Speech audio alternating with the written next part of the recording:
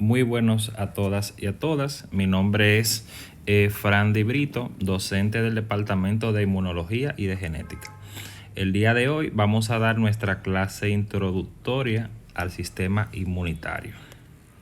Vamos a ver que el sistema inmune para su estudio lo vamos a dividir en lo que es el sistema inmune innato, que se llama innato porque usted nace con él, y en lo que es el sistema inmune adaptativo, que se llama de esa manera porque se va desarrollando y adaptando al medio que nos rodea.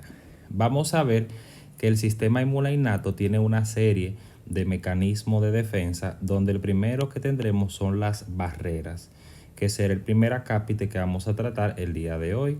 Cuando hablamos de barreras nos referimos al sistema de piel y mucosas, y estas van a tener función mecánica, dado que la integridad de la misma va a evitar que los microorganismos patógenos puedan introducirse al interior del cuerpo. Función química, porque vamos a ver a continuación que las barreras secretan sustancias químicas, y veremos una función biológica porque las barreras tienen en su superficie un sistema que es lo que se conoce como la microbiota, que son un conjunto de bacterias que nos ayudarán a defendernos. Entonces, vamos a ver en esta primera instancia, recordar que la piel se va a dividir en dos capas, una epidermis que a su vez se va a subdividir en 6 subcapas, como lo son el estrato córneo, espinoso y lúcido, granuloso y basal. Recordar acá que en el estrato córneo es donde se localizan los queratinocitos y que cada día se van desprendiendo, y esta es la capa que se refuerza. Por último, acá tendremos lo que es la dermis, que se va a dividir en dermis reticular y no reticular, en donde vamos a tener en gran medida en la dermis lo que son las glándulas, como son las glándulas sudoríparas, que los conductos de estas van a desembocar en la superficie de la piel, secretando lo que son lisosimas y otras enzimas. Y de igual manera tendremos lo que son los folículos pilosos, desde el cual sale lo que sería el cabello, y una gran cantidad también tendremos de glándulas sebáceas que van a secretar sebo. Importante que en este punto tendremos un conjunto de enzimas que nos ayudarán a defendernos del medio exterior, como son las defensinas alfa y betas, que van a funcionar como unos antibióticos naturales con la capacidad de eliminar microorganismos patógenos. De igual manera, la cateliciclina, tendremos RNasa y DNasa y otras sustancias con capacidad antibioticida. Entonces, fíjense, tenemos acá lo que serían los queratinocitos. Bien, ya debajo de los queratinocitos, como hablamos, hay una serie de capas. En el interior de la piel nosotros tendremos lo que son células ya preformadas, como lo que serían las células presentadoras de antígenos, ya sean las células dendríticas. De igual manera tendremos mastocitos, que hablaremos más adelante, y vasos sanguíneos, que van a permitir que en caso de ser necesario lleguen otras células. Entonces, aquí hay una tabla que pueden revisarse, en donde se encuentran cada una de esas proteínas secretadas y la función de ellas. Siempre muy importante con fines de examen que recuerden las defensinas alfa y beta, las cateliciclinas de igual manera. Entonces, a nivel del sistema de mucosa, vamos a ver que en cada región existen diferentes mecanismos fisiopatológicos que nos van a ayudar a eliminar lo que serían microorganismos. Por ejemplo, siempre muy conocido que en el estómago el pH es bastante bajo y hay numerosas enzimas digestivas que van inclusive, además de degradar los alimentos, a eliminar microorganismos patógenos. Entonces, vamos a ver la microbiota. Es muy importante que sepan que con nosotros viven un sinnúmero de bacterias que se van a localizar tanto en piel como en mucosa. Tenemos en primera instancia acá en la piel lo que serían los Acinetobacter, y también importante siempre recordar los estafilococos, dado que los diferentes especies de estafilococos se localizan en piel y en algunas mucosas, y en caso de que por ejemplo se pierda una pérdida de la continuidad de la piel, esos estafilococos que están en la superficie pueden introducirse y producir procesos infecciosos. Bien, de igual manera, en boca tenemos bacterias, en cavidad nasal, en faringe, en estómago, en intestino delgado, en el aparato respiratorio, en el tracto urogenital y en las mucosas. ¿Qué pasa? Siempre hay que hacer una salvedad muy importante. De esas bacterias que están con nosotros, muchas veces se mantiene un equilibrio y otras veces cuando ese equilibrio se altera vamos a ver que pueden producirse enfermedades. El ejemplo más clásico de esto se da en el intestino en donde tenemos especies de Clostridium, bien, como el Clostridium difficile o el Clostridium septicum, que bajo algunas circunstancias se pueden alterar ese equilibrio y entonces, por ejemplo, producir enfermedades. Por ejemplo, con el Clostridium difficile vamos a ver que, por ejemplo, cuando se dan antibióticos como lo son la ampicilina, cefaloporina, clindamicina, fluoroquinolona, los inhibidores de la bomba de protones, que aunque no son antibióticos, son medicamentos muy usados en la práctica clínica. El uso indiscriminado de estos antibióticos termina eliminando a las otras bacterias buenas.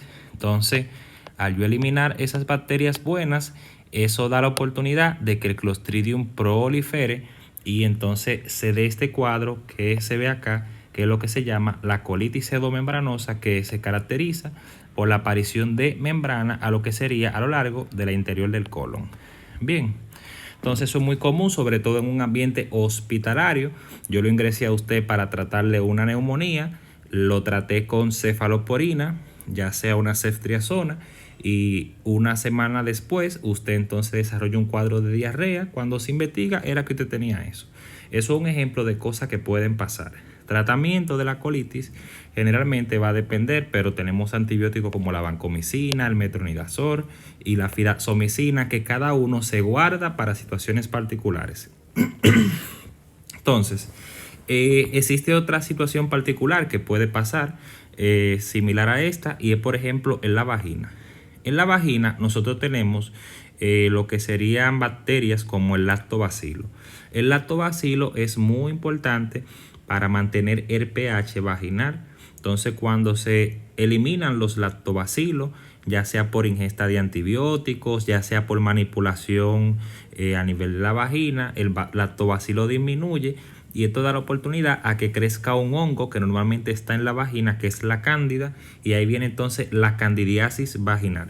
Bien, nota importante de la candidiasis: siempre que usted vea candidiasis vaginal, eso puede ser por vamos a decir, no hay que investigar deficiencia inmunitaria. Sin embargo, cuando usted vea candidiasis oral o cuando usted vea candidiasis candidemia en la sangre, ya hay que investigar el sistema inmune, porque muchas veces por enfermedades de base. Entonces, también otra cosa importante de eso: a veces las bacterias que están en un lugar pueden colonizar o ir hacia otro lugar y producir enfermedades. Por ejemplo, eso pasa con esta bacteria que se ve aquí, que es la E. coli, la Escherichia coli. Usualmente esa bacteria está en el colon, pero por ejemplo, por una manipulación ya sea en la mujer, desde el ano hasta la vagina, puede llegar y de ahí a la uretra y producir infecciones de vía urinaria. Entonces, siempre es importante tener eso pendiente, que aunque esas bacterias nos defiendan y nos den beneficio, también bajo ciertas circunstancias pueden alterar ese equilibrio y producirnos enfermedades. Entonces, vamos a ver algo. Sucede lo siguiente: vamos a ver que el sistema inmune innato, para su funcionamiento, utiliza unos receptores que se llaman RRP. Los RRP son receptores de reconocimiento de patrones.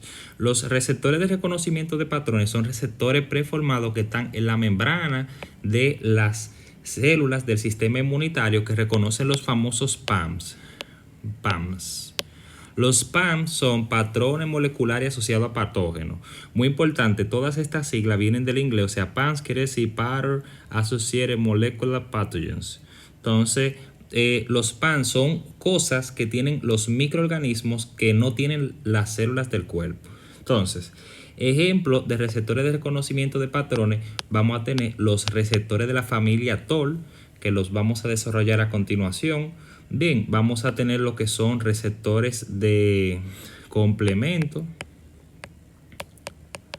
Bien, o sea, el complemento veremos que son unas moléculas solubles de la inmunidad innata que se depositan en los patógenos. Pero, por ejemplo, tenemos acá. Fíjese, esta es una célula del sistema inmune innato. Bien, entonces ya ella tiene un receptor preformado, como estamos viendo acá, que ese receptor lo que hace es que reconoce cosas en los patógenos que no están en los seres humanos.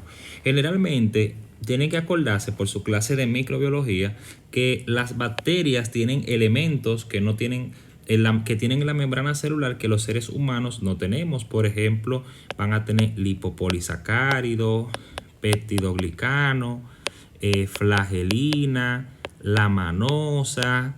Bien, o sea, esos son patrones moleculares asociados a patógenos, cosas que la vamos a encontrar en las bacterias y parásitos, virus y demás, pero no en los seres humanos. Entonces, importante eso, fíjense, la inmunidad innata, usted nace ya con receptores que reconocen cosas que están en las bacterias.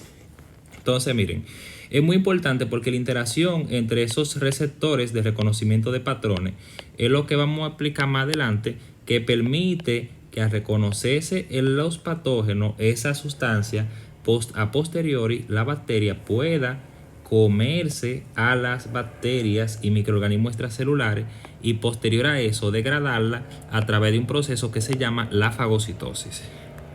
Entonces, fíjense, aquí tendremos algunos receptores de reconocimiento. Aquí tendremos, me disculpan por el ruido, voy a esperar que pase.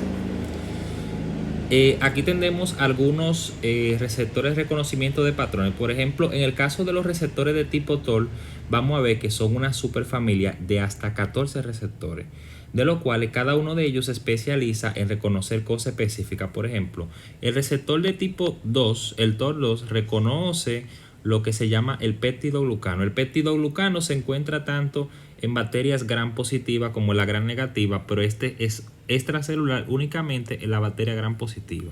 Entonces, por ejemplo, el receptor de TOL tipo 2 reconoce el peptidoglicano. Tenemos, por ejemplo, el receptor TOL de tipo 4 que reconoce los lipopolisacáridos, que lo vamos a encontrar en lo que son las bacterias gram negativas. Tenemos el TOL tipo 5 que reconoce flagelina. La flagelina se encuentra en bacterias, pero también la vamos a encontrar en lo que serían hongos y lo que serían parásitos. Vamos a tener que tenemos como receptores como el TOL7, el TOL8, que reconocen RNA monocatenario que se encuentra en virus. Entonces, fíjense cómo, por ejemplo, ya uno tiene receptores que reconocen cosas que están en los microbios, pero no en los seres humanos. De esa manera se garantiza que el sistema inmune pueda reconocer esos microbios de manera de antemano. Veremos que esto tiene sus ventajas y sus desventajas. Bien. Entonces, aquí hay una pequeña tablita que es importante para diferenciar la inmunidad innata de la inmunidad adaptativa. Por ejemplo, vamos a ver que los componentes de la inmunidad innata son los neutrófilos, macrófagos, monocitos, célula dendrítica, natural killer, que lo vamos a detallar a continuación. Mientras que la inmunidad adaptativa solamente tendremos los linfocitos T, los linfocitos B y los anticuerpos.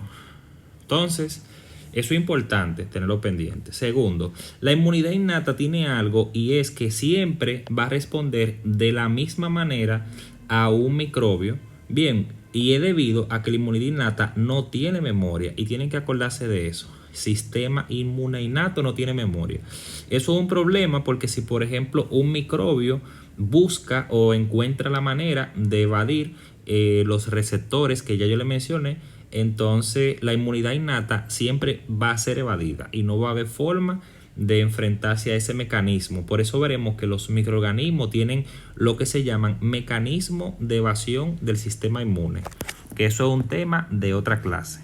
Ahora, segundo, la inmunidad adaptativa es muy importante porque esta sí genera memoria gracias a los anticuerpos. La inmunidad adaptativa, gracias a los anticuerpos, que son las moléculas solubles de esta, pueden tener memoria y dan una respuesta altamente específica, cosa que la inmunidad innata no se da. Ahora, la inmunidad innata tiene otra ventaja y es que la primera en activarse, miren, se activa en minutos a hora. Contrariamente, la inmunidad adaptativa dura de días a semanas, porque veremos que un anticuerpo dura en promedio para madurarse entre 7 y 14 días, aunque la producción inicia a partir del quinto día. Lo que quiere decir que mientras la inmunidad adaptativa va desarrollando los anticuerpos, la inmunidad innata va peleando. Bien, veremos que en realidad uno lo explica de manera separada, pero estas son cosas que se dan de manera al unísono. Mientras la inmunidad innata se activa, la adaptativa también va funcionando, pero más lentamente, porque la adaptativa, al dar respuestas tan específicas, necesita largos periodos de tiempo para activarse. Entonces, miren, vamos a hablar ahora de los órganos del sistema inmune. Tenemos que los órganos del sistema inmune se pueden clasificar en órganos primarios, que cuando hablemos de órgano primario se va a llamar primario porque se producen y se maduran las células del sistema inmune. Entonces los primarios son la médula ósea, bien, y lo que sería el timo. Y secundarios son ya lugares donde se almacenan células del sistema inmune ya maduras, preformadas, pero que no se han activado. Del órgano secundario tenemos lo que es el vaso, vamos a tener los ganglios linfáticos, vamos a tener el MART. El MART quiere decir Mucous Associated Lymphoid Tissue, que eso es tejido linfoide asociado a la mucosa. Entonces, dentro de los tejidos linfoides asociados a la mucosa tenemos la placa de Peyer, que la hablaremos más adelante. Vamos a tener las amígdalas, bien, ahí el famoso collar de Waldeyer en la boca. Entonces, en ese sentido, esta sería la clasificación del órgano del sistema inmune. Ahora, tenemos lo siguiente. La médula ósea, ustedes saben que se divide en dos tipos. O sea, recuerden de su clase de anatomía que ustedes le explicaban que los huesos largos tienen varias partes. La parte central que es la diáfisis y las partes distales que son las epífisis. Y ahí, en el punto intermedio, está la metaepífisis, que es la parte del hueso que crece. ¿Qué pasa? Ahí en la metaepífisis tenemos lo que es la médula ósea roja. Porque recuerden, hay dos tipos de médula ósea. La que está en la diáfisis, que es la médula ósea amarilla, que es la que se sustituye por grasa, y la médula ósea roja, que está en la metaepífisis acá, que es la placa de crecimiento, en donde se van a dar procesos, veremos, de creaciones de células y de maduraciones de otras células. Entonces, la médula ósea se localiza sobre todo en las partes distales de los huesos largos, bien, acá donde estoy subrayando, en el esternón, vamos a tener en la cresta ilíaca, en la parte proximal del húmero, perdón, del fémur, como vemos acá. Y siempre importante saber porque la médula ósea es uno de los órganos que más se trasplanta. Entonces hay enfermedades que afectan a la médula ósea como la anemia aplásica. Y en el ambiente clínico ustedes van a ver que con mucha frecuencia es necesario realizar lo que se llaman aspirado de médula ósea, que es uno de los lugares donde es más fácil para usted realizar un aspirado de médula ósea es, número uno, el esternón, y el otro es la cresta ilíaca, porque son huesos superficiales y en donde se puede acceder a la médula ósea con mucha facilidad cuando usted tiene la finalidad de estudiar la médula ósea. Bien, ya en otro momento, a la hora de hablar de trasplante, vamos a profundizar un poquito más con esos detalles. También cabe destacar que así como hay enfermedades en donde la médula ósea disminuye su función, hay otras enfermedades en donde aumenta su función. Ahora, aquí tenemos el timo. Recuerden que el timo se va a localizar en lo que es el mediastino superior. Si ustedes, vamos a ver acá, esto es una visión lateral de la cavidad torácica, en donde si trazamos una línea que va del ángulo del esternón al disco que está entre T4 y T5, se llama el plano transverso del tórax.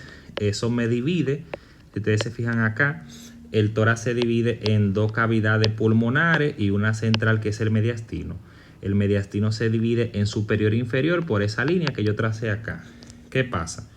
Sucede que en el mediastino superior los órganos se van a clasificar en aquellos que son anteriores y otros que están delante, o vamos a decir detrás del manubrio, y aquellos que son posteriores que están delante de la columna vertebral.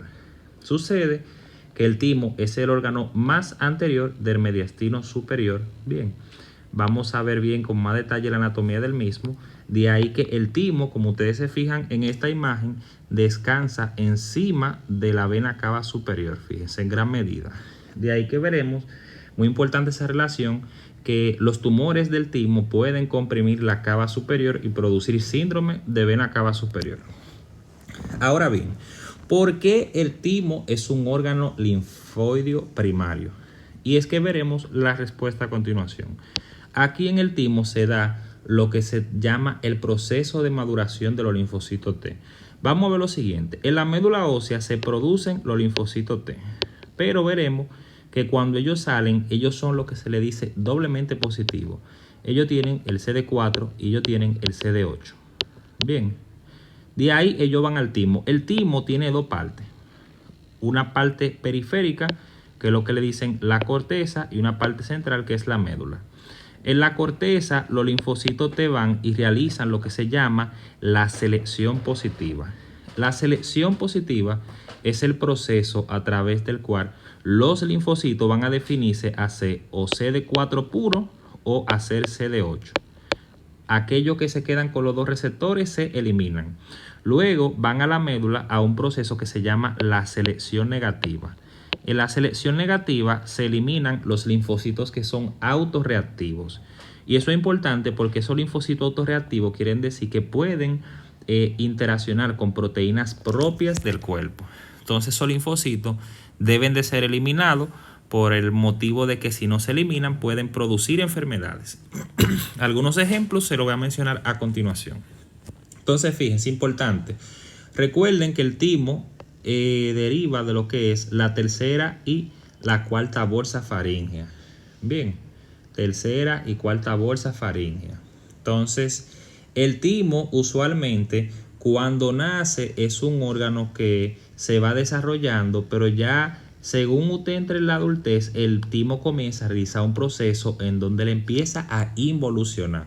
Eso es importante porque en el niño el timo es muy prominente. Bien, de hecho, vamos a ver que en esta radiografía, acá en este punto, estaríamos viendo el timo, lo que se llama la sombra tímica, que es normal visualizarla en niños. Bien, esta es una imagen extraída de ambos, por cierto. Entonces, vamos a ver que hay veces que los niños nacen sin esa sombra tímica. Entonces, hay dos enfermedades que se asocian a lo que le dicen hipoplasia del timo. Bien, hipoplasia tímica. La primera se llama el síndrome de DiGeorge, que lo vamos a hablar en el final en detalle, por eso se lo dan en genética. Recuerden que el DiGeorge es un síndrome en donde hay una microdeleción del brazo largo del cromosoma 22. Por lo tal, se terminan afectando la tercera y la cuarta bolsa faríngea y el timo no se desarrolla. Entonces, dentro del complejo fenotípico del síndrome de DiGeorge tenemos infecciones recurrentes y obviamente linfocito T súper bajito en un niño. Y la otra enfermedad que se asocia a hipoplasia del timo se llama inmunodeficiencia combinada severa o combinada o grave. Inmunodeficiencia combinada severa o combinada grave. Bien, cualquiera de los dos, que esos son dos temas que veremos cuando hablemos de inmunodeficiencia, pero por ahora tienen que sabérselo. Enfermedades que dan hipoplasia del timo, eso es pregunta de examen. Síndrome de DiGeorge, inmunodeficiencia combinada severa. Ahora, hay otras enfermedades que en el adulto se asocia, como vemos en esta imagen, miren, a lo que se le llama timoma. El timoma es un tumor en el timo. Bien, vamos a ver que algunas de esas enfermedades tenemos, ya algunas se le dan en fisiología, yo siempre se lo comento. Una es la miastenia gravis, bien, que esta es enfermedad de la placa motora, en donde ustedes tienen anticuerpos contra los receptores nicotínicos en la membrana postsináptica. Otra enfermedad que se asocia al timoma es lo que se llama la aplasia pura de la serie roja. Bien, vamos a tener el famoso síndrome de Gutt. El síndrome de Gutt es otra inmunodeficiencia que veremos en el final, en donde tenemos hipoglobulinemia, o sea, inmunoglobulinas bajitas con un timoma asociado. Y siempre importante mencionar que los pacientes que hacen timoma generalmente tienen mayor riesgo de desarrollar lo que se llama el síndrome de la vena cava superior.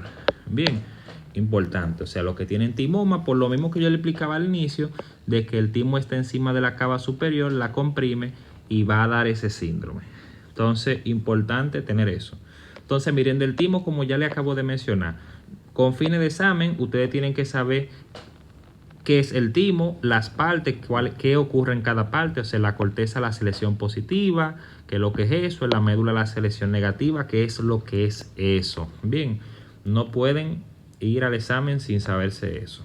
Lo otro, enfermedades del timo, enfermedades que dan hipoplasia, esas dos que mencionamos, y enfermedades que se asocian a timomas. Bien, casi siempre la que más le mencionan en la mayoría de los exámenes es la miastenia gravis, porque es tanto así que los pacientes con miastenia hasta un 40% tienen un timoma, y aún en los pacientes que no tienen un timoma, usted le saca el timo y se curan o mejoran la sintomatología de la enfermedad. Lo único que eso se deja para últimos recursos y hay que tener unos criterios para hacer timectomía, que eso se lo darán en otra clase. Entonces vamos a lo siguiente. Segundo, ya ahí terminamos con los órganos primarios. Ahora vamos a hablar de los órganos secundarios. De los secundarios, uno de los más importantes van a ser los ganglios.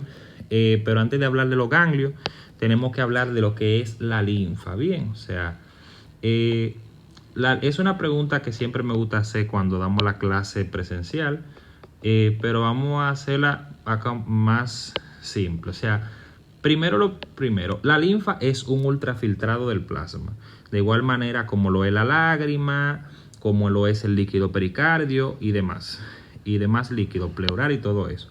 Los ultrafiltrados se dan como resultado de, por ejemplo, acá en los capilares, cuando la sangre llega por una venula, en el capilar sale al espacio intersticial, hay una parte del líquido, o sea, gran parte de la sangre regresa por la venula. Lo representé mal ahí, pero es la sangre llega por la arteriola, sale al espacio intersticial y regresa por la venula.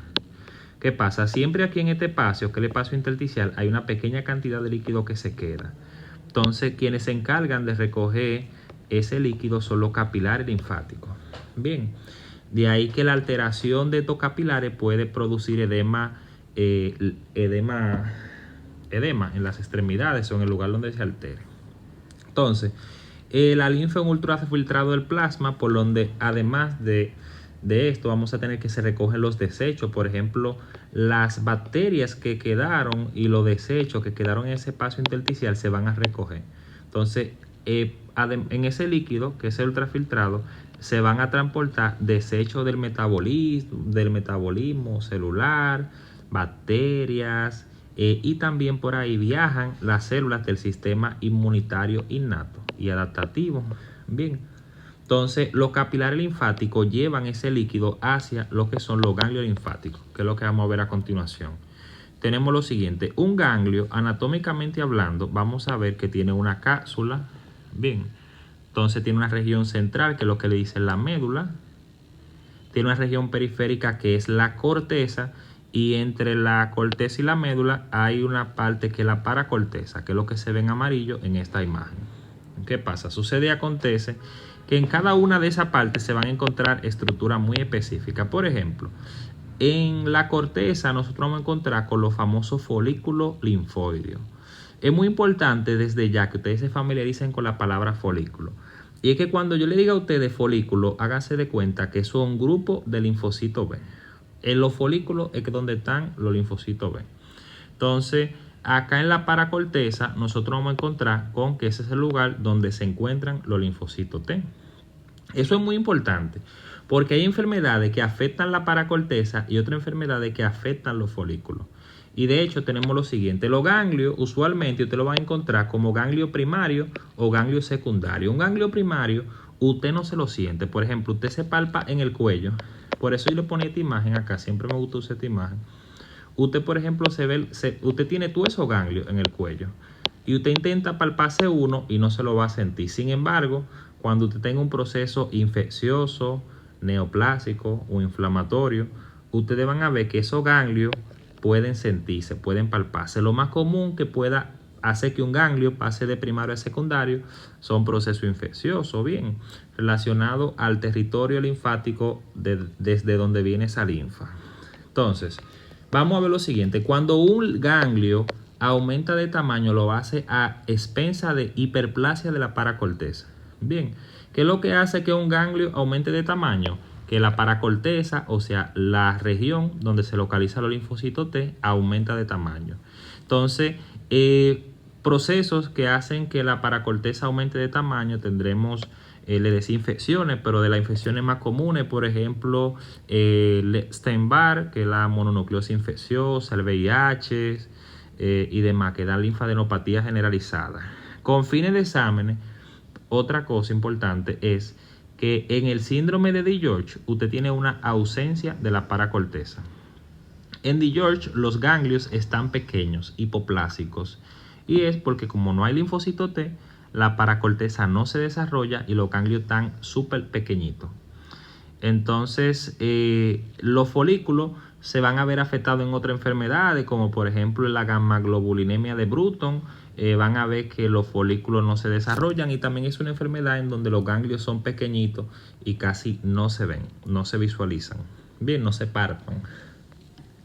Entonces, fíjense, aquí se ve una imagen para que tengan una idea de que cada ganglio del cuerpo, cuando se encuentra aumentado de tamaño, se va a asociar a enfermedades desde el territorio linfático de donde viene la linfa. Bien, de ahí esas son cosas que se las dan ya en su clase de anatomía, que ustedes tienen que sabérsela y prestarle atención. O sea, porque cuando los ganglios se alteran, usted va a pensar, por ejemplo, tengo los ganglios inguinales alterados. Me voy a investigar, vamos a decir, infecciones, una malignidad o viceversa, o algún proceso inflamatorio crónico. Entonces, ahora vamos a hablar a continuación de otro órgano linfoideo secundario, que es el vaso.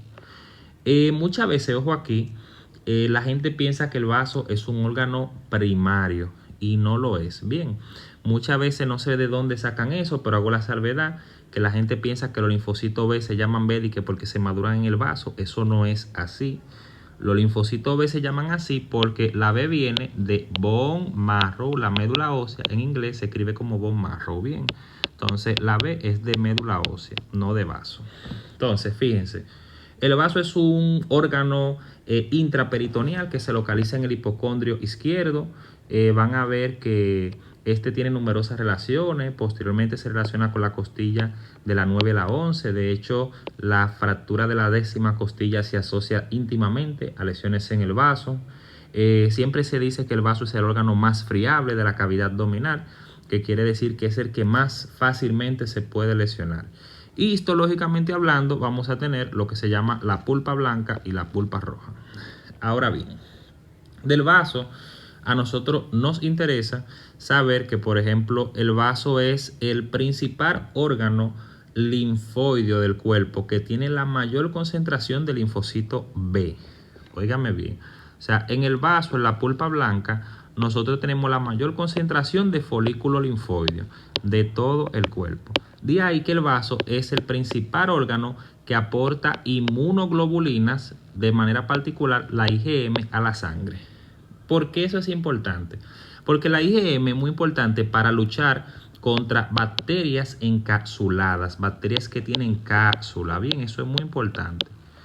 Esas bacterias que tienen cápsula son, por ejemplo, el neumococo. Ustedes saben que el neumococo da otitis media, neumonía, meningitis, sinusitis. O sea, bien, el Haemophilus influenzae, que es encapsulado, la Neisseria meningitidis, que también es encapsulada. O sea, un sinnúmero de bacterias, la salmonela, la shigella. ¿Y por qué le digo eso? Y es que el vaso, aunque es el principal órgano que produce IgM en todo el cuerpo, usted puede vivir sin él. Sin embargo, la ausencia del vaso le va a bajar la IgM, lo que va a bajar la función inmunitaria contra esas bacterias encapsuladas. De ahí que a todo el que le sacan el vaso, al que le hacen una esplenectomía, usted debe de recomendar que ese paciente complete rigurosamente ese esquema de vacuna contra el neumococo, contra el hemófilo, porque esos son pacientes de alto riesgo. Bien, y no solamente el que se le hace una autoesplenectomía, también, por ejemplo, pacientes que tienen disfunción esplénica, como los pacientes falsémicos, que se le daña el vaso porque se infalta por afección de la microcirculación esplénica, son pacientes de alto riesgo para desarrollar infecciones por este tipo de bacterias. Entonces, deben de tener eso bastante pendiente.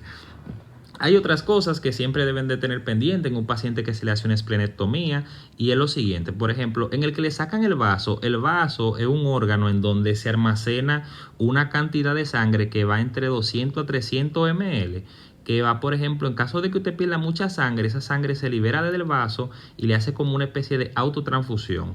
¿Qué pasa?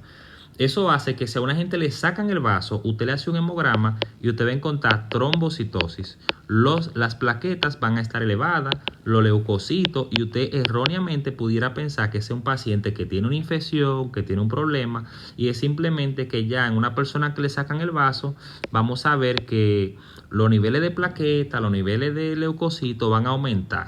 De igual manera, en un paciente que le han sacado el vaso, es muy común encontrar lo que se llaman los cuerpos de Howard-Jolly, que son unos glóbulos rojos con remanente nuclear, y es que recuerden que el vaso es un cementerio de glóbulos rojos y de plaquetas, y durante el proceso de maduración vamos a ver que el vaso le saca esos remanentes nucleares a los glóbulos rojos.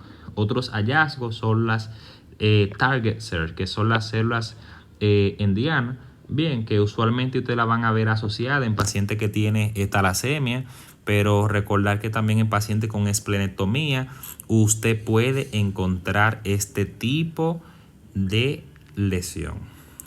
Entonces, vamos a dejarlo ahí en esa parte. Les estaré enviando la segunda parte en un ratito.